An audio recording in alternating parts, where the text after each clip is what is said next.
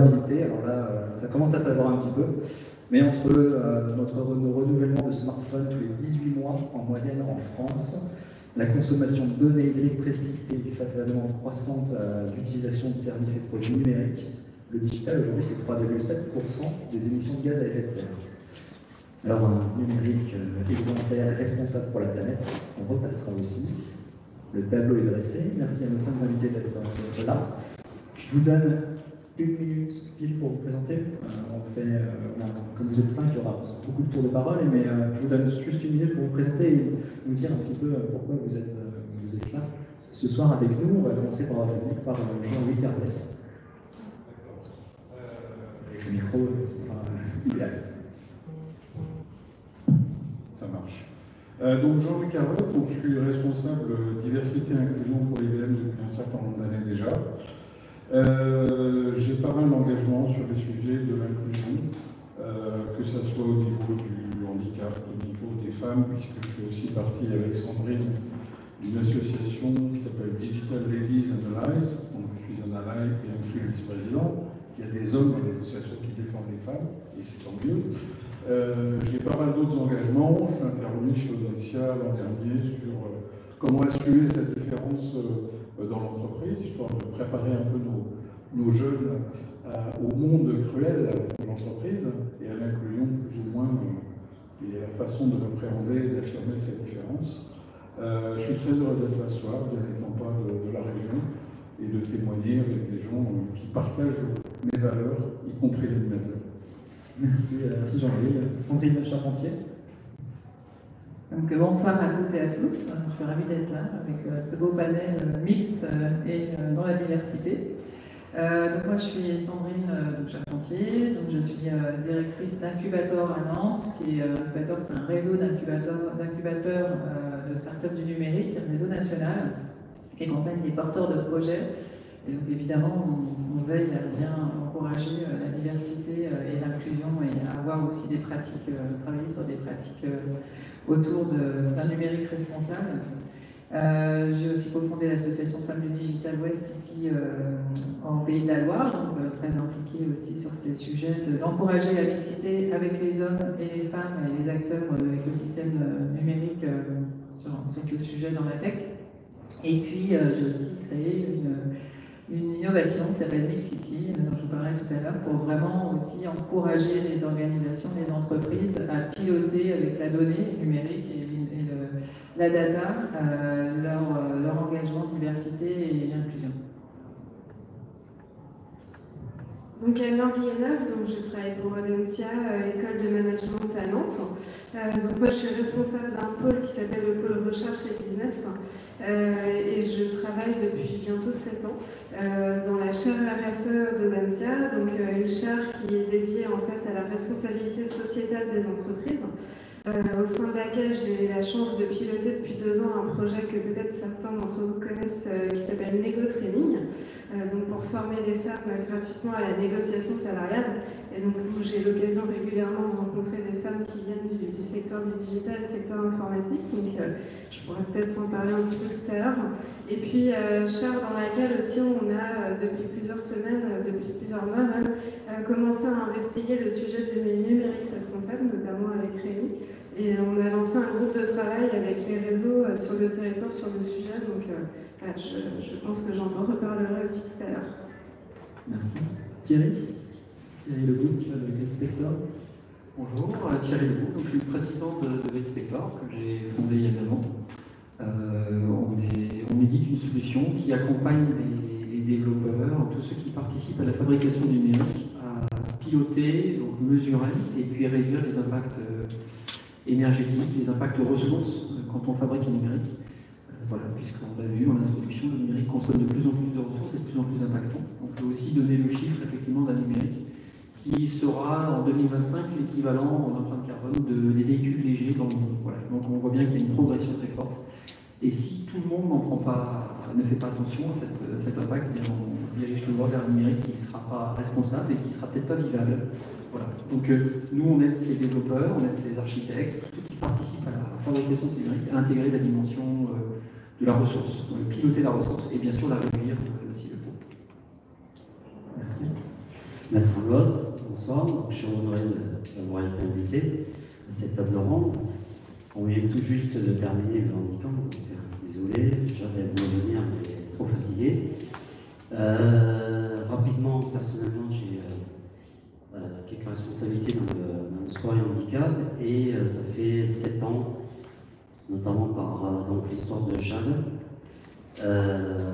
cofondé avec une bande d'amis Cyclone, et le handicap pour voilà, essayer pragmatiquement déjà d'initier au code les personnes porteuses de handicap, plus porteuses de différences que de handicap, et du coup voilà, on va dire maintenant la volonté de passer à une étape supérieure, parce que 6 ans ça commence, 5 éditions ça commence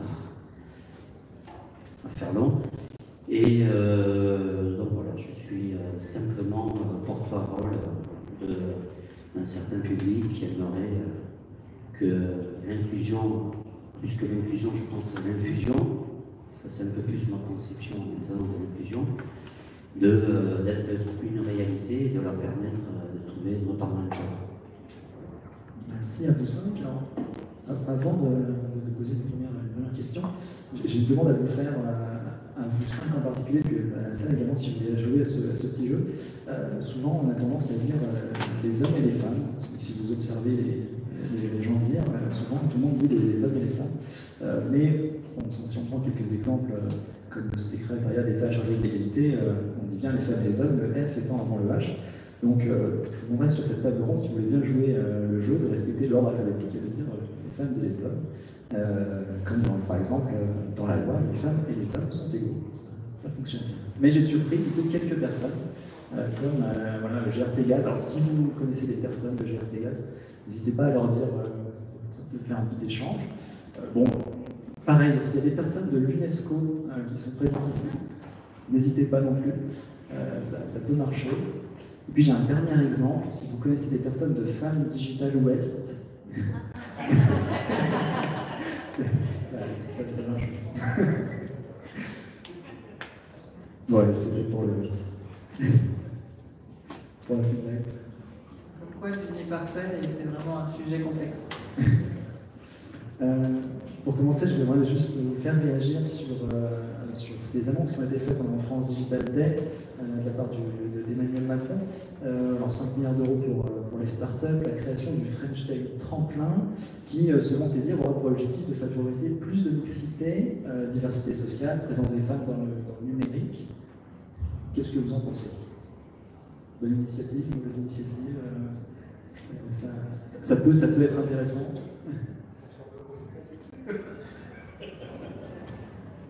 Non, après, l'intention n'est pas mauvaise, mais quand on regarde les projets d'investissement qui ont été annoncés pour les startups, déjà on se limite aux startups, on s'aperçoit déjà qu'il y a 10% d'entreprises qui sont dirigées par des femmes. Non, 10% des entreprises où il y a des femmes, il y en a 1% qui sont dirigées ou co-dirigées par des femmes.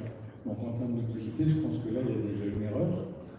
Quand on regarde le profil aussi des entreprises, on est dans des profils d'entreprises assez... on se demande, certaines ont-elles vraiment encore besoin de financement et des choses comme ça? Quand on voit des Blablacar, des choses comme ça, je n'ai pas l'impression que c'est peut-être celles qu'on aurait plus besoin d'aider. Je pense qu'on a des tas de gens qui ont des idées. On a par exemple assez peu aussi d'entreprises, de start-up qui sont connectées avec l'industrie. J'ai l'impression qu'on cherche aussi à revitaliser l'industrie, la French Tech et la French Fab aussi, et là je ne vois pas grand-chose. Je suis un petit peu déçu. J'attends de voir ce que ça va donner, mais première approche, pas super emballée. Et il fallait le faire. Merci Jean-Louis. Une autre réaction peut-être? Sandrine, tu étais à France Digital. Moi je veux bien, j'étais hier à France Digital, donc j'ai suivi ça aussi au cœur du sujet. Après, en tout cas, moi je suis assez enthousiaste, même si il y a eu une communication qui n'a peut-être pas été bien maîtrisée sur les annonces qui ont été faites autour de ça. Mais c'est vrai que mobiliser de l'argent auprès des entreprises. Hein. Ce n'est pas le gouvernement qui a donné 5 milliards, mais ce sont bien des entreprises, des institutions qui sont mobilisées pour investir dans les entreprises qui vont faire la tech de demain en France. Hein. Enfin, je ne sais pas si vous prenez le top 10 des entreprises qui font des entreprises de la tech ou des grandes entreprises mondiales qui, en termes de chiffre d'affaires, si vous les alignez toutes les unes après les autres en faisant un top 10, je ne sais pas ce que vous allez trouver, mais certainement beaucoup d'entreprises américaines ou chinoises. Si vous regardez aussi quelles sont les capitalisations boursières au niveau mondial, si vous regardez où sont les entreprises françaises dans le top 10, il n'y en a pas. Donc voilà, donc c'est aussi à un moment donné, si on veut exister au niveau international avec des sociétés innovantes et des services innovants, il faut qu'on puisse aussi encourager au niveau de la France des investissements importants, et encore c'est très limité par rapport aux géants américains, aux géants chinois qui investissent massivement dans leurs pépites. Donc c'est quand même nécessaire. Après, évidemment, il y aurait plein de choses à dire et à faire pour qu'on puisse investir partout, à tous les niveaux, sur tous les enjeux, toutes les entreprises qui en ont besoin à différents stades. Mais voilà, c'est quand même essentiel d'avoir des actions. On sait aussi que le premier sujet, la première difficulté des entreprises qui performent, du fameux Next 40 ou FT 120, des entreprises qui sont vraiment leaders au niveau de la technologie et de l'économie et de la nouvelle économie. Leur principal sujet, c'est l'attractivité, l'attraction des talents. Et tu disais, Jean-Louis, il n'y a pas assez de personnes qui s'orientent vers le numérique. Donc c'est comment on fait pour encourager aussi cette démarche d'avoir davantage de personnes qui puissent rejoindre des startups et qui puissent contribuer au développement aussi de notre économie. Donc, French Tech Tremplin, parce qu'on a dit il n'y a pas beaucoup de mixité, il n'y a pas beaucoup de diversité dans les startups, donc de proposer des initiatives comme French Tech Tremplin, c'est quand même déjà un signe, même si ce n'est pas l'essentiel, et que c'est dans les entreprises que les choses doivent se faire aussi. L'État essaye de mobiliser des énergies, mais c'est dans les entreprises que ça se passe, c'est dans la société aussi. Et puis, c'est le French Tech Visa pour attirer aussi des talents de l'international et faire venir davantage de personnes sur notre territoire pour accompagner les enjeux qu'on a aujourd'hui de développement de notre économie, de la nouvelle économie qui est quand même qui va créer 25 000 emplois dans les 12 prochains mois. Et ces emplois, ils ne sont pas pourvus, quoi. Donc voilà, c'est un sujet aussi important. Donc, merci pour ces réactions. Justement, donc, tu disais, Sandrine, ça doit se passer dans les entreprises d'abord. Alors Anne, je me tourne vers toi. C'était notre spécialiste RSE ce soir.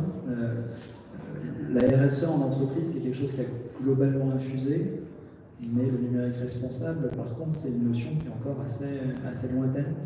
Oui, tout à fait. Après, ça dépend aussi de la taille de l'entreprise. Mais aujourd'hui, quand on s'adresse au tissu économique qui est le plus représenté en France, les TPE-PME, si on leur parle de numérique responsable, aujourd'hui, c'est une notion qui n'est pas suffisamment mûre. Aujourd'hui, clairement, c'est une notion qui est assez méconnue et un concept qui parle peu aux entreprises, en tout cas de petite taille. Donc la RSE, oui, effectivement, par rapport à moi, il y a plusieurs années, quand j'ai commencé à travailler sur le sujet, on était un peu en marge. Aujourd'hui, ça devient vraiment la norme, et je pense que il y a un consensus en fait sur la nécessité pour les entreprises aujourd'hui d'intégrer en fait au cœur même de leur stratégie une démarche RSE. Et je pense qu'il faut envisager le numérique responsable comme l'une des briques en fait de cette démarche RSE, puisque en fait ça a pas mal de vertus. Alors on a évoqué effectivement la question environnementale qui est vraiment centrale. Après, je pense aussi qu'on peut parler de la question sociale et de la question du sens aussi pour les collaborateurs. Et je pense que dans un secteur justement digital, numérique, où aujourd'hui, clairement, on voit qu'il y a des difficultés de recrutement, notamment pour attirer des talents, des gens qui sont aussi à l'image de notre société, qui représentent la diversité. Je pense que la question du sens, c'est une question qui est essentielle pour les entreprises à travailler. Et je pense que le numérique responsable peut y répondre de plein de manières différentes. Et on a tout intérêt en fait à aller vers ce chemin. Et je trouve que, j'ai le sentiment aujourd'hui que le secteur numérique est assez neuf en fait sur le sujet et qu'il y a encore plein de choses à inventer et à imaginer. Alors, effectivement, tu parles de la question du sens et de la question de l'écologie, de l'empreinte écologique. On va d'abord s'intéresser à cette question. J'ai avancé quelques chiffres tout à l'heure. Si vous êtes là, vous êtes peut-être déjà un peu sensible à la question, mais en tout cas, je vous invite fortement à lire les 2 rapports qui ont été publiés par The Shift Project en octobre 2018 et en juillet 2019 sur globalement d'où ça vient toute cette pollution. Thierry, je me tourne vers toi. Peut-être déjà, tu peux peut-être nous expliquer justement d'où viennent toutes ces émissions de gaz à effet de serre liées au numérique, puisqu'il y a la consommation de données, mais pas que. Et puis nous expliquer un petit peu comment vous cherchez à résoudre le problème chez Inspector. Alors en fait, les émissions, les impacts proviennent d'un peu partout, à la fois dans nos usages, à la fois sur toute la chaîne. On voit souvent les data centers comme des gros consommateurs, bien sûr, de données, de puissance, etc., matériel, qu'il faut refroidir en plus. Donc on voit bien qu'on est sur un enjeu important et avec une logique où on fait chauffer pour refroidir derrière. Donc il faut trouver des moyens, bien sûr, pour économiser cette partie-là. La partie réseau, la partie poste de travail, smartphone, et pour consulter, bien sûr, les contenus et les services. Sur toute la chaîne, on a des impacts. Vous imaginez en fait qu'une ferme de serveurs, c'est comme si on mettait une climatisation sur chacun de nos PC?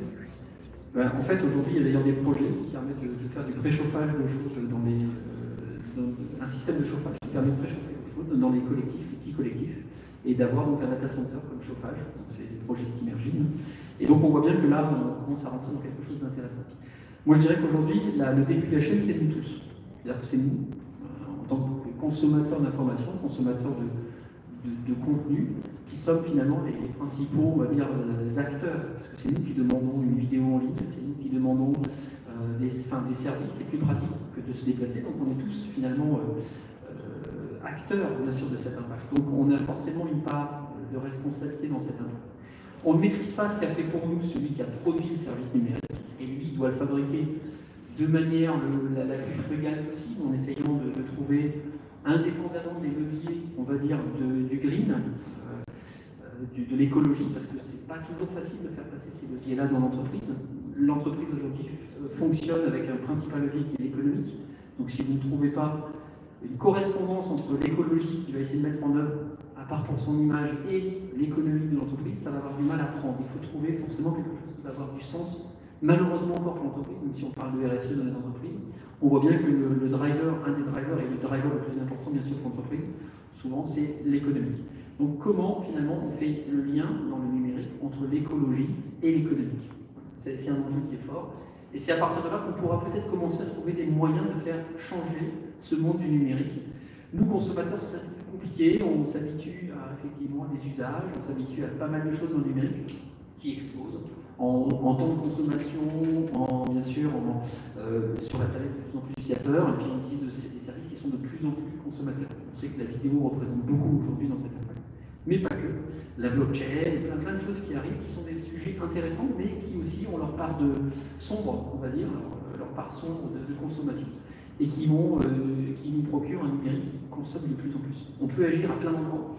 La responsabilité est partagée, mais tout ça nous emmène vers des consommations qui sont de plus en plus fortes. Chez Inspector, du coup, on évalue d'abord un petit peu la consommation des sites, des applications, et puis on cherche à résoudre le problème. En évaluation, vous faites ce genre de choses, par exemple? C'est bien ça. Et puis, derrière, alors, explique-moi, en gros, comment est-ce que vous arrivez à convaincre aussi les entreprises derrière parce que bon, ok, c'est un top, c'est un flop, mais derrière, c'est quoi l'argument pour changer?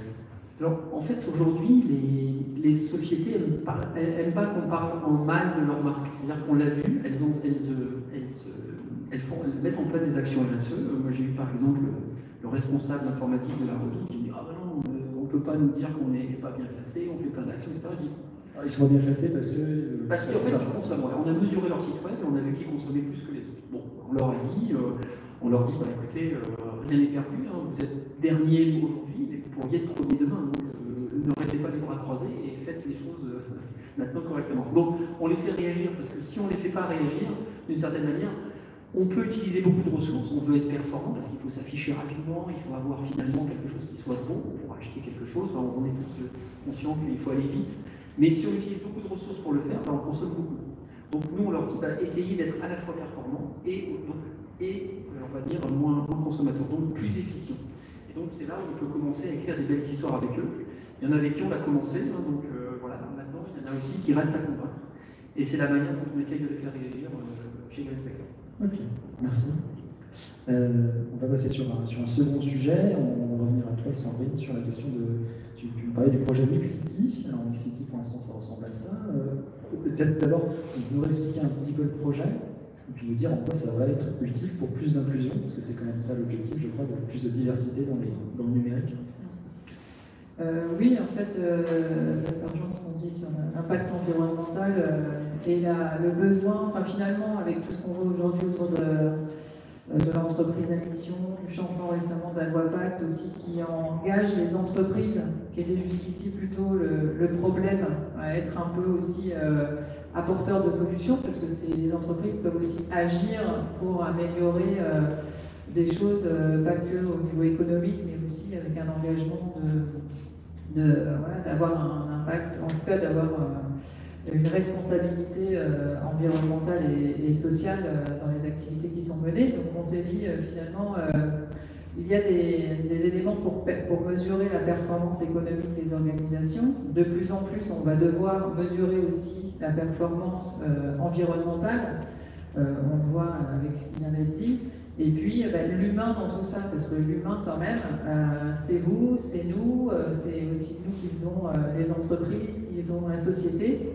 Et comment on pilote aussi, on évalue la diversité et l'inclusion dans les entreprises. En fait, comment on fait aussi pour avoir un impact social sur les activités qu'on mène et sur ce qu'on fait ensemble.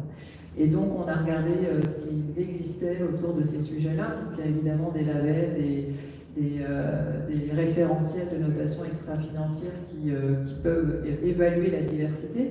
Mais on avait envie d'avoir une vraie approche globale de quel est l'état des lieux, quelle est l'empreinte diversité et inclusion des entreprises, des organisations sur toutes les diversités, donc sur 5 items, le genre, le multigénérationnel, le multiculturel, le handicap et l'orientation sexuelle ou de genre.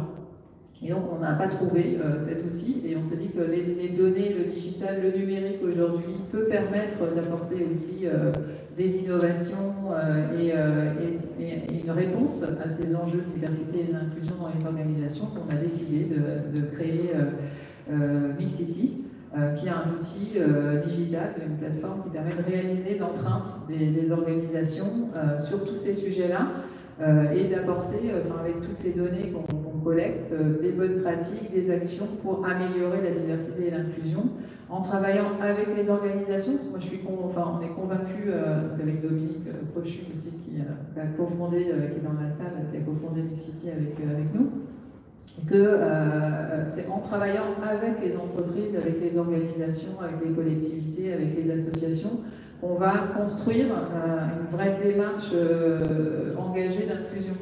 Il y a différentes façons d'approcher le sujet. On aurait pu se dire, on va faire un système de notation qui va donner, basé sur le modèle du name and shame, ou de dire, tel ou tel acteur se comporte bien ou est plus ou moins inclusif, ou plus ou moins de diversité dans son organisation. Nous, ce qu'on a souhaité, c'est emmener tout le monde pour vraiment agir et faire avancer plus vite la solution et d'impliquer évidemment aussi les utilisateurs, les collaborateurs des organisations, parce que finalement, dans l'entreprise, on est tous acteurs de l'inclusion, de la non-discrimination, et c'est aussi important d'emmener tout le monde dans ce sujet-là. Donc on a conçu cette innovation. Alors justement, Mixity s'intéresse à la question de l'orientation sexuelle, de l'orientation de genre, et justement chez IBM, en tout cas vous Jean-Louis, toi Jean-Louis, je ne sais plus mais c'est pas très grave, tu étais sur cette idée justement, tu travailles en particulier sur un sujet précis, qui est celui-ci, et notamment dans l'accompagnement des personnes qui sont en transition d'identité, parce que, je le dis dans cet article, le sujet relève d'un enjeu vital pour la personne qui prend la décision de changer de genre et nécessite des procédés RH spécifiques. Mais effectivement, une question qui va être dans les sujets de diversité, on tape dans le dur. Déjà, alors je voudrais juste corriger, mais c'est juste un point de détail, mais je pense qu'il est important. Vous avez parlé d'orientation de genre, non. On parle d'identité de genre. On parle d'orientation sexuelle, mais d'identité de genre. La transidentité, comme son nom l'indique, c'est vraiment un problème d'identité. C'est pas un problème de préférence sexuelle ou d'attirance sexuelle. Donc une personne qui vit dans un corps dans lequel elle ne se retrouve pas, c'est vraiment un problème d'identité personnelle et d'inadéquation entre la personne qu'elle sent être et l'enveloppe physique qui lui a été donnée à la naissance. Alors on ne connaît pas encore aujourd'hui les causes premières d'une personne, on en a de plus en plus qui se dévoilent. On a des gens qui commencent à ressentir ça dès l'âge de 4-5 ans. Elles ne se sentent pas bien dans leur corps qui est le leur. En général, à l'adolescence, il y a un pic. Et quand on ne se sent pas bien dans un corps qu'on ne reconnaît pas avec le sien, soit on est accompagné, ou soit on peut être amené à se foutre en l'air. Le taux de suicide chez les personnes transidentitaires est juste immensément important. Si on ramène ça dans le cadre de l'entreprise, en fait, la personne qu'on a embauchée, on a embauché un talent. La personne qui décide de se mettre en accord avec son identité, celle qu'elle ressent intrinsèquement, ça ne doit pas changer le regard qu'on porte sur elle dans l'entreprise. C'est un talent, elle va rester un talent. Elle ne va pas changer. On va juste voir son apparence physique changer, et elle, on va avoir en fait une meilleure adéquation entre la personne qu'elle est et l'apparence qu'elle va avoir et comment elle va se voir elle-même et comment les autres vont la voir. Et donc là, quand on parle de stéréotypes, quand on parle de biais de jugement, c'est vrai que la plupart d'entre nous, je suppose, qui a déjà côtoyé dans son environnement professionnel ou relationnel des personnes transgenres ou transidentitaires. Ah, pas mal quand même. Ceux qui n'ont jamais été confrontés sont en général d'une ignorance crasse sur le sujet. Je l'étais avant de rencontrer le premier cas de transition dans une entreprise. Et c'est pour ça que je prends aussi le temps, dans le cadre de mon travail chez IBM, mais aussi dans le cadre où j'aide d'autres entreprises qui sont confrontées à ce problème, à savoir gérer ça de façon la plus inclusive possible. C'est comment j'accueille un collaborateur qui vient de déclarer qu'il est dans cette démarche. Comment je protège l'employé, parce que c'est déjà la mission de l'employeur primaire. Comment je fais en sorte d'informer le cadre de travail. Comment je fais en sorte de faire de l'accompagnement managérial pour que cette personne soit confortée dans sa démarche. Comment je fais quand cette personne est en contact avec la clientèle et qu'à un moment elles ne se sont plus en accord. Comment je gère les absences qui vont être dues à un certain nombre de process et d'opérations médicales ou chirurgicales. Par exemple, une transition homme vers femme, on va opérer la pomme d'Adam. En général, on va jouer sur la forme du nez, on va jouer sur les arêtes de la mâchoire, l'épilation faciale totale. Une personne qui va travailler sur l'épilation faciale, en général laser, le lendemain, elle ne peut pas venir travailler. C'est horrible à regarder. Donc comment on va gérer ça? Comment on va gérer le regard des gens? Et l'idée, c'est effectivement plus se dire, c'est peut-être une diversité un peu spéciale à laquelle on n'a jamais été confronté dans l'entreprise. Comment on va transformer ce cas, qui est certainement pas un cas monstrueux, si on arrive à expliquer la genèse en fait de la transidentité et de la problématique, mais comment on va faire un challenge pour l'équipe, pour l'organisation, en disant ouais, ok, c'est un truc un peu exceptionnel qui nous arrive. Comment on va accompagner et faire que cette réussite une réussite collective plutôt que potentiellement un échec dont personne ne sera fier. Sur cette question d'accompagnement de personnes qui peuvent être perçues comme différentes ou dans le stéréotype, etc. Je vais m'adresser à Vincent parce que quand on parle d'embaucher des talents, de plus d'inclusion et de diversité, tu es sur un sujet qui est très particulier. Tu accompagnes notamment donc, Jade Puiroux, qu'on voit ici à l'écran, donc à travers l'association FinCode. L'objectif, c'est qu'elle reste scolarisée, et donc tu te bats pour ça depuis un certain temps. Elle est férue d'informatique, mais aujourd'hui, les formations dans le numérique pour des personnes qui sont handicapées moteurs ou psychomoteurs, c'est pas forcément la norme. Alors, de fait, tu lances Handicamp et tu as créé Handicamp depuis, donc c'était la cinquième édition. Et donc l'objectif, c'est de faire en sorte de casser les stéréotypes. Qu'est-ce qu'on fait à Handicamp Casser, c'est un peu violent, casser. Les termes, on va rester doux, parce qu'on est là pour vivre ensemble. Non, mais c'est un peu important, le détail des mots, mais le fond, bien évidemment, je le suis. C'est que, alors, du coup, c'est très bien que tu m'as sur ce sujet-là, et sur ces mots-là. Alors, j'ai appris récemment, parce que j'ai eu l'opportunité de participer à des assises sur le handicap, et il y a quelque chose que je voudrais partager avec vous, c'est qu'effectivement on parle d'inclusion, mais si on regarde un peu le mot inclusion par rapport au mot infusion, alors je vais faire un parallèle avec le thé, non pas parce que je suis d'origine asiatique, c'est parce que simplement vous avez un environnement qui est tel quel, et on ne force pas au thé de devenir de l'eau, ni à l'eau de devenir du thé. Et en fait, le passage, je dirais, du mélange, on pourrait comparer par rapport à ce qu'on essaye de défendre tous autour de cette table, c'est finalement, comme vous l'avez dit très bien, c'est de se dire qu'il n'y a pas une dynamique de s'inclure dans un cercle ou dans un autre, c'est tout simplement de respecter tout simplement nos différences et d'essayer tout simplement de s'adapter sans qu'on demande à l'autre personne de devenir de l'eau et inversement.